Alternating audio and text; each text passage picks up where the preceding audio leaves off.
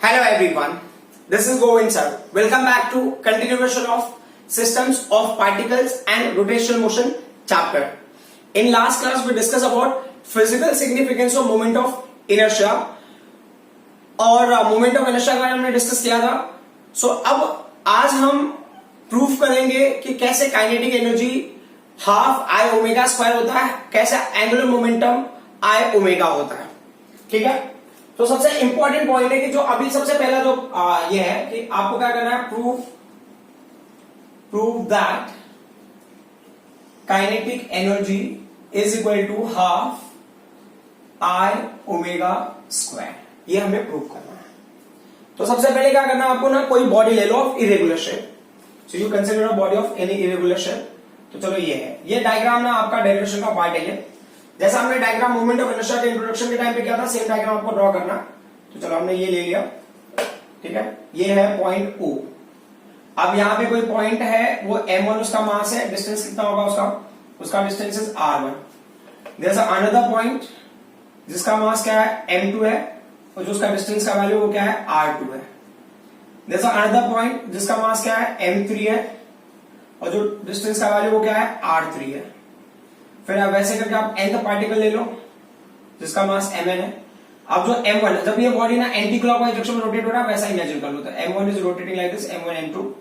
ठीक है, अब आपका अजम्पशन है, क्या अजम्पशन है कि body rotates with the constant angular velocity. ये अजम्पशन है, body rotates with the constant angular velocity. Rotates with constant angular velocity omega. with constant angular velocity omega. ठीक है, उसके बाद जो दूसरा पॉइंट है क्या है, since body is rigid, since body is rigid है ना, ये रिजिड बॉडी है. Since body is rigid, body rigid है तो क्या होगा, therefore each particle will perform circular motion, will perform circular motion. ठीक है, कैसे circular motion with constant angular velocity, with constant angular velocity. ये पॉइंट क्लियर होना चाहिए हमारे लिए. ठीक है, थोड़ा मैंने स्टेटमेंट ऐसा है, आप समझ लेना. So body rotate with the constant angular velocity omega. Since the body is rigid, अगर ये body rigid है तो हर पार्टिकल क्या करेगा, constant angular velocity से रोटेट होगा या सर्कुलेट होगा. will perform circular motion with the constant angular velocity. ठीक है, अब हर पार्टिकल का जो रेडियाई होगा वो अलग होगा. जो सर्कुलर पाथ का रेडिया अलग होगा, जैसे M1 के लिए R1 होगा, M2 के लिए R2 होगा, M3 के लिए R3 होगा. इन दैट वे बहुत ज्यादा डिटेल में जाने की जरूरत नहीं है. तो अब अगर आपको बिगिनिंग में बता दो, you can mention like M1 M2 M3 M4, तो आप मेंशन कर दो. Consider a rigid body. Consider a rigid body. Consider a rigid body consisting of particles of masses M1, M2, Mn. ठीक है, at distance R1, R2 and Rn from the axis of rotation. ठीक है, अब आप मान लो late O be the point on body, be the point on the body. और कहां पे होगा वो, at the axis of rotation, at the axis of rotation. ठीक है, let O be the point on the body at the axis of rotation. ठीक है, मतलब ये पॉइंट पे जो है वो O पॉइंट है और वो क्या है, बॉडी का पार्ट है और वो एक्सिस ऑफ रोटेशन के ऊपर है. ठीक है, अब ये बोला ना इतने सारे पार्टिकल है, तो consider rigid body consisting of particles of masses m1 m2 mn at distance और एक डिस्टेंसेस में मिल रहा है, distances r1 r2 rn from the axis of rotation. तो फिर एक्सिस ऑफ रोटेशन आपको बताना है, let O be the point on the body at the axis of rotation. अब क्या होता है इनका कंडीशन कि बहुत सारे पार्टिकल्स हैं, तो आप ना किसी एक पार्टिकल को टारगेट करो। अच्छा, सबसे पहला पॉइंट है, उससे भी पहले कि ये काइनेटिक एनर्जी ना रोटेशनल का है, तो लीनियर का काइनेटिक एनर्जी क्या है? लीनियर में काइनेटिक एनर्जी है half mv²। As I said कि सबसे पहले ना आप v के बारे में डिस्कस करोगे, फिर आप किस बारे में डिस्कस करोगे? Kinetic energy. बट ये भी काइनेटिक एनर्जी और वो भी काइनेटिक एनर्जी है, तो फिर टेंशन लेने की जरूरत नहीं है। तो आप क्या करोगे? लेट, या आप बोलोगे लीनियर वेलोसिटी फॉर पार्टिकल 1, है ना, v का डिस्कस है ना, तो linear velocity for particle m1, ठीक है। तो वेलोसिटी का फॉर्मूला क्या था? What's the formula for linear velocity? तो लीनियर वेलोसिटी का फॉर्मूला था v = r ओमेगा होता है, ठीक है। तो अब ना हमने ले लिया यहाँ पे फर्स्ट पार्टिकल को, मैंने लिखा v1। तो फर्स्ट पार्टिकल का रेडियस क्या होगा, है ना, ये जो इसका डिस्टेंस होगा वही रेडियस होगा जब it will perform circular motion. तो रेडियस की वैल्यू होगी r1, रेडियस हो गया r1। कौन सी वेलोसिटी से? ओमेगा, क्योंकि एंगुलर वेलोसिटी कांस्टेंट है ना, each particle will have a constant angular velocity, तो क्या r1 ओमेगा। फिर आप लिखोगे सिमिलरली, है ना, आपने एक पार्टिकल के लिए निकाला ना, तो सिमिलरली किसको? सेकंड पार्टिकल के लिए रेडियस क्या होगा? r2 होगा, एंगुलर वेलोसिटी तो ओमेगा होगा, ठीक है, डॉट डॉट। अब किसको? nth पार्टिकल के लिए क्या होगा? रेडियस की वैल्यू होगी rn, एंगुलर वेलोसिटी ओमेगा ही होगा, बराबर। लीनियर वेलोसिटी के बाद अभी अब क्या होगा? एज आई सेड ना, लीनियर वेलोसिटी अगला टास्क है काइनेटिक एनर्जी। तो आप बताओगे kinetic energy for particle m1, ये होगा kinetic energy for particle m1। Kinetic energy का देख लो। सो काइनेटिक एनर्जी मैं पार्टिकल m1 के लिए फाइंड आउट कर रहा हूं, तो क्या होगा? ये हाफ होगा, पार्टिकल m का मास m1 होगा, उसकी वेलोसिटी होगी v1²। अब ना v1 की वैल्यू आप यहां पुट कर दो, तो ये हाफ हो गया, m1 का वैल्यू m1 होगा, v1 का वैल्यू क्या होगा? v1 का वैल्यू है r1 इंटू ओमेगा, बराबर, v1 का वैल्यू, बट v1² है तो इसके लिए होगा r1² ओमेगा², बराबर। फिर आप लिखोगे सिमिलरली क्या है? काइनेटिक एनर्जी 2, तो दूसरा काइनेटिक एनर्जी क्या होगा? हाफ की वैल्यू हाफ होगी, एक होगा m2 हो गया, फिर एक होगा r2² होगा और एक होगा ओमेगा²। ऐसे कौन सा particle? nth particle. Therefore kinetic energy for nth particle क्या होगा? वैल्यू ये हाफ हो गया, ये वैल्यू mn हो गया, ये वैल्यू क्या होगा? rn हो गया, ये क्या होगा? ओमेगा² हो गया, ठीक है। अच्छा, ये rn² ओमेगा², ठीक है। तो ये हो गया सारे पार्टिकल का काइनेटिक एनर्जी मिल गया। तो अब ये काइनेटिक एनर्जी और ये भी काइनेटिक एनर्जी है ना, तो सारे पार्टिकल का मतलब टोटल बॉडी का निकालना पड़ेगा, बराबर। तो आप बताओगे therefore total kinetic energy of body, therefore total kinetic energy of body is equal to sum of kinetic energy of individual particles, ठीक है, of individual particles या individual particle, ठीक है। अब देख लेते हैं कि अब उसके हिसाब से आपको जाना है, तो टोटल काइनेटिक एनर्जी होगा, ये काइनेटिक एनर्जी हो गया, तो बॉडी 1 का काइनेटिक एनर्जी, तो kinetic energy of particle 1, body 1 मतलब particle 1, kinetic energy of particle 2, वैसे करके kinetic energy of particle n, बराबर। पार्टिकल 1 का काइनेटिक एनर्जी क्या है? काइनेटिक एनर्जी 1 पार्टिकल 1 का, तो देखो ये क्या है? हाफ है, m1 है, r1² है, ये ओमेगा² है, प्लस ये हाफ है, m2 है, r2² है, ओमेगा² है, प्लस डॉट डॉट डॉट, ठीक है, ये प्लस एक होगा, हाफ हो गया, mn हो गया, rn² होगा, ये क्या होगा? ओमेगा² हो गया, बराबर। अब क्या है? अपन जो कॉमन ले सकते हैं, क्या कॉमन लेंगे अपन ने हाफ को कॉमन ले लिया, देखो यहां पे ओमेगा² में कॉमन होगा, हाफ और ओमेगा को आपको साइड में कॉमन करो, तो ये क्या होगा? m1, ये रब कर देता हूं, ठीक है, ये क्या होगा? m1 r1² plus m2 r2², ठीक है, प्लस, ठीक है, ये डॉटेड लाइन है सब, क्या होगा? लास्ट वाला वैल्यू क्या होगा? mn हो गया, rn² ब्रैकेट क्लोज, ये क्या होगा? ओमेगा² हो जाएगा, ठीक है। अब इक्वल टू हाफ की वैल्यू हाफ रहेगी, ये जो वैल्यू है ये वैल्यूज, ये क्या होगा, ये समेशन हो जाएगा, ये समेशन। ये अगर आपको पता होगा ना introduction of moment of inertia जब हमने लिया था, तो ये क्या होगा, एम आई हो गया, ये आर आई स्क्वायर हो गया, है ना, starting from 1 and ending to N, है ना, ये जो ब्रैकेट वाली वैल्यू स्क्वायर ब्रैकेट इनटू क्या है, ओमेगा स्क्वायर।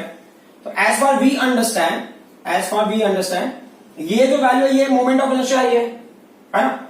आप बताओगे ना, सिंस मोमेंट ऑफ इनर्शिया क्या था हमारे पास, मोमेंट ऑफ इनर्शिया हमने ऑब्टेन किया था summation I from 1 to N, क्या होगा, M I R I square. ये लास्ट क्लास वाला आप देख लेना please, just see the last video, the last one, उसमें क्या होगा आपको ये पता चल जाएगा कि how do we get this one. So kinetic energy का फॉर्मूला होगा, therefore kinetic energy is equal to half half होगा, ये जो पूरी वैल्यूज है समेशन वाला वैल्यू वो हो गया आई और ओमेगा स्क्वायर है आपके पास, ठीक है। तो ये होगा kinetic energy, this is what kinetic energy during rotational motion. So I hope ये चीज आपको समझ में आई होगी। जब भी आप एक्सप्लेन करोगे ना, देखो ये वाले पार्ट के बाद ना, लेट एक्सिस ऑफ रोटेशन के बाद ना, फिर आप ये पॉइंट को भी लिखना पड़ेगा, body rotate with the constant angular velocity omega since body is rigid so each particle will perform circular motion. तो ये रिजिड बॉडी के हिसाब से ये हो गया आपका kinetic energy of rotational motion. अब हम आ जाते हैं दूसरे पॉइंट पे। दूसरा पॉइंट मतलब अगर आपको प्रूफ करना है दूसरा वाला भी, that is angular momentum is equal to what, I into omega, है ना। तो ये जो पॉइंट है यहां पे हमने रब कर दिया, क्योंकि काफी सारी चीजें वैसे की वैसे रहेंगी, है ना। Prove that so angular momentum is equal to I into omega, ठीक है।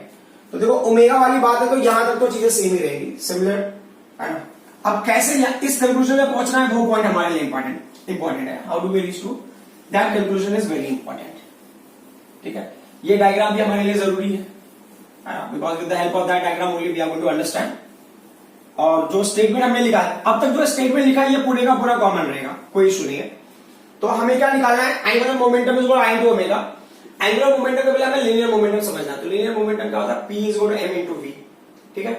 अब फिर आपने लिखा है L is equal to I into omega. देखो पहले आपने लीनियर वेलोसिटी निकालोगे, फिर आप क्या निकालोगे, लीनियर मोमेंटम निकालोगे। But linear momentum is not the end. Kinetic energy में क्या था, काइनेटिक एनर्जी रोटेशनल मोशन के लिए और लीनियर मोशन के लिए सेम, तो उसके लिए कोई इशू नहीं था। बट यहाँ पे सेम नहीं है, तो हम क्या करेंगे, मोमेंटम को रिलेट करेंगे इसके साथ में, एंगुलर मोमेंटम। कैसे रिलेट करोगे, with the formula L is equal to R into P। तो ये हमारा थर्ड स्टेप है। फिर जाके हमको क्या मिलेगा, आंसर मिलेगा। तो फिर हम टोटल एंगुलर मोमेंटम निकालेंगे। तो पहला पॉइंट वही हो गया कि body rotate with the constant angular velocity, तो each particle will perform circular motion with the constant angular velocity omega only, ठीक है, with constant angular velocity omega. पिछले वाले में भी मेंशन कर देना, कोई इशू नहीं है। सो ये है कंसीडर बॉडी, ये पूरे पार्ट्स वैसे रहेंगे। लीनियर वेलोसिटी निकालना है क्योंकि हमें पहले v निकालना पड़ेगा। अब वो हो गया, तो v के बाद अभी क्या होगा, लीनियर मोमेंटम। सो आप बताओगे देयरफॉर लीनियर मोमेंटम किसके लिए होगा, linear momentum for particle m1, linear momentum for particle m1, ठीक है, पार्टिकल m1 के लिए लीनियर मोमेंटम। तो लीनियर मोमेंटम का फॉर्मूला ये p हो गया, mv होता है। आप किसके लिए बात कर रहे हो, पार्टिकल 1 के लिए। तो मास m1 होगा, वेलोसिटी v1 है। अब v1 की वैल्यू पुट कर दो, तो v1 का m1 की वैल्यू m1 है, v1 का वैल्यू क्या है, v1 का वैल्यू r1 इंटू ओमेगा, ठीक है। फिर आप लिखोगे सिमिलरली, ठीक है, सिमिलरली। सिमिलरली क्या होगा, सिमिलरली अभी आपको सेकंड मोमेंटम लेना, तो मोमेंटम 2, मोमेंटम 2 की वैल्यू क्या हो गई, ये m2 हो जाएगा। जो रेडियस की वैल्यू वो r2 हो गया, ये ओमेगा हो गया, ठीक है। वैसे जो होगा ये pn हो गया, pn का वैल्यू क्या होगा, ये हो जाएगा mn बराबर, ये होगा rn और ये हो गया ओमेगा।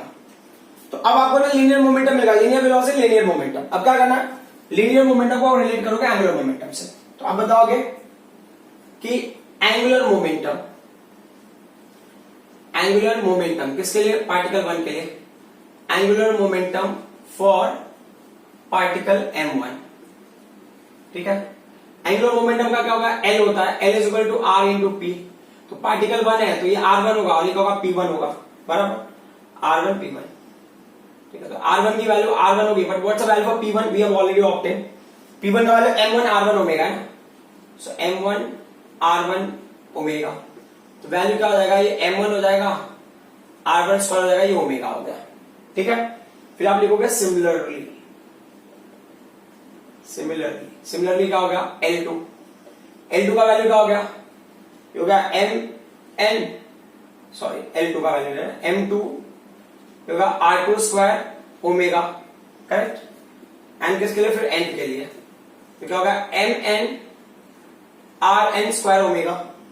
ओके, अब ये ना एंगुलर मोमेंटम हमको निकालना है ना, तो ये इंडिविजुअल पार्टिकल का निकल गया, तो आप क्या दोगे, therefore total angular momentum of body, therefore total angular momentum of body, therefore total angular momentum of body is sum of angular momentum of individual particle, angular momentum of individual particle, individual particle, ठीक है। जो total angular momentum वो capital L हो गया, फिर क्या है L1 plus L2 dot dot क्या होगा, ये एल एन हो गया, ठीक है। अब वैल्यू रख के देख लेते हैं, तो कैपिटल एल, L1 का वैल्यू क्या है, L1 का वैल्यू हमको मिला m1 r1 square omega, what's the value for L2, L2 का वैल्यू हमारे पास m2 r2 square omega, m2 r2 square omega, and in that way you can go for the nth particle, so mn rn square omega.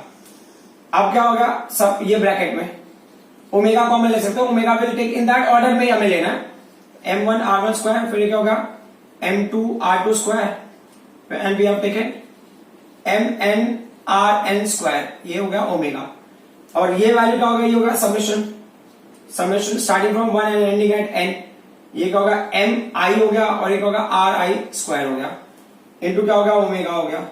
अब ये जो value है ये moment of inertia होगा ना, this value is equal to moment of inertia, तो angular momentum क्या होगा, एंगुलर मोमेंटम ये I हो गया इंटू ओमेगा हो गया, so angular momentum is I into omega.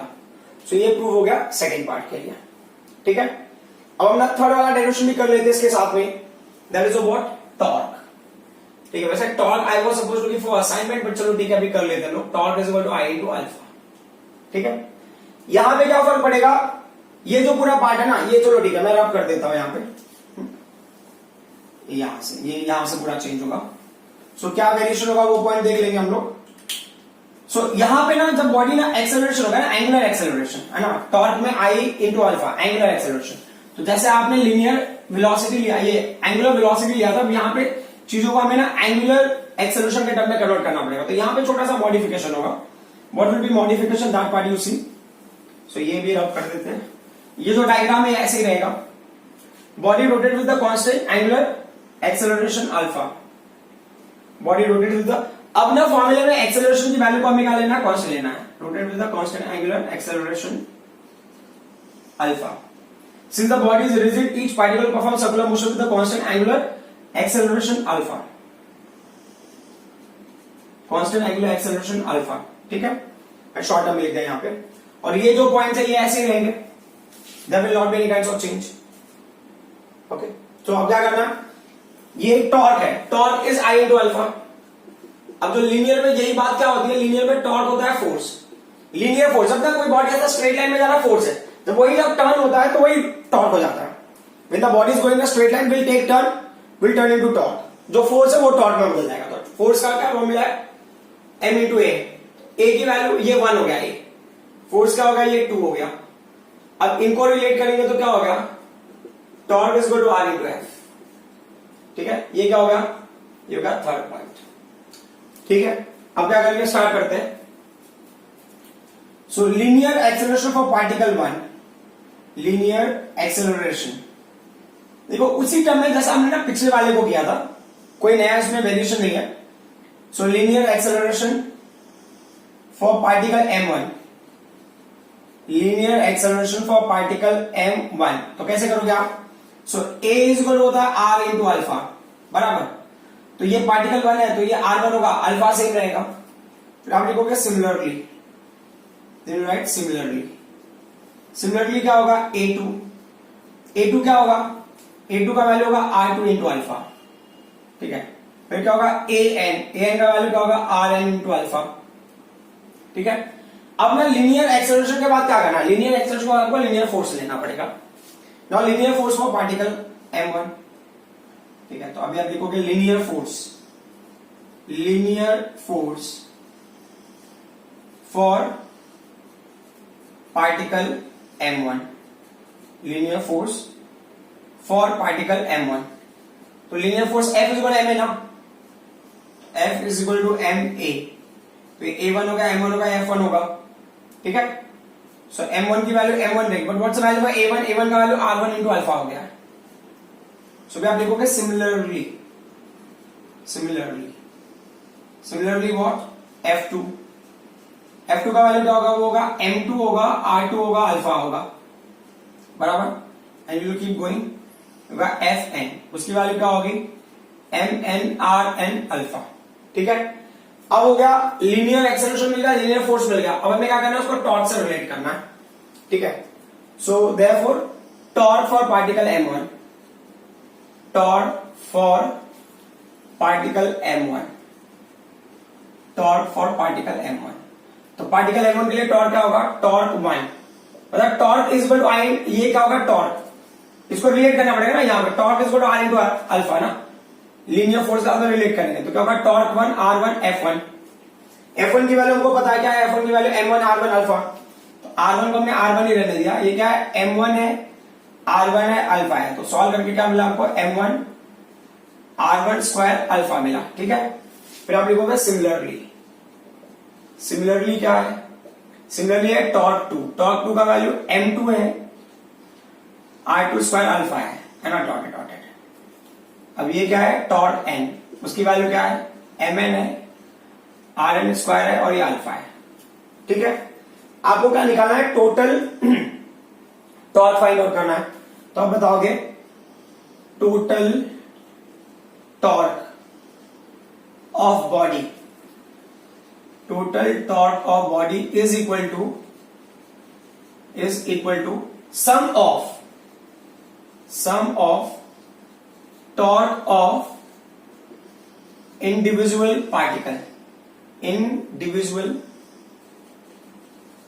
Particle, ठीक है। मतलब हर पार्टिकल के ना टॉर्क को आप ऐड करोगे तो टोटल टॉर्क आपको मिलेगा। तो टोटल टॉर्क क्या होगा? टाउ हो गया, फर्स्ट पार्टिकल का टाउ 1 हो गया, सेकेंड पार्टिकल टाउ 2 हो गया, फिर डॉटेड, फिर क्या होगा? टाउ n हो गया, बराबर। तो टाउ इज वैल्यू होगा m1 होगा, r1 स्क्वायर इंटू अल्फा होगा, प्लस टाउ 2 का वैल्यू क्या होगा? m2 होगा, r2 स्क्वायर इंटू अल्फा होगा, डॉट प्लस एक होगा mn हो गया, rn स्क्वायर इंटू अल्फा हो गया, ठीक है। अभी हो गया टाउ। अब क्या करेंगे हम लोग? अल्फा को कॉमन ले सकते हैं, तो एक होगा m1 हो गया, r1 स्क्वायर हो गया, प्लस एक होगा m2 हो गया, ये r2 स्क्वायर हो गया, डॉट प्लस क्या होगा? ये mn हो गया, rn स्क्वायर हो गया, पूरा ब्रैकेट क्लोज, और अल्फा को हमने क्या किया? कॉमन ले लिया। तो ये जो वैल्यूज है समेशन वाला स्टोरी वापस से, तो summation of mi square starting from 1 and ending to n, और एक होगा n टू अल्फा, और ये वैल्यू क्या है? It's a moment of inertia, so torque is equal to what? I into alpha, ठीक है। सो आई होप आपको समझ में आया होगा कि how do we get kinetic energy is equal to half I omega square, and how do we get L is equal to I into omega, means angular momentum is I into omega, and how do we get torque is equal to I into alpha. Thank you very much.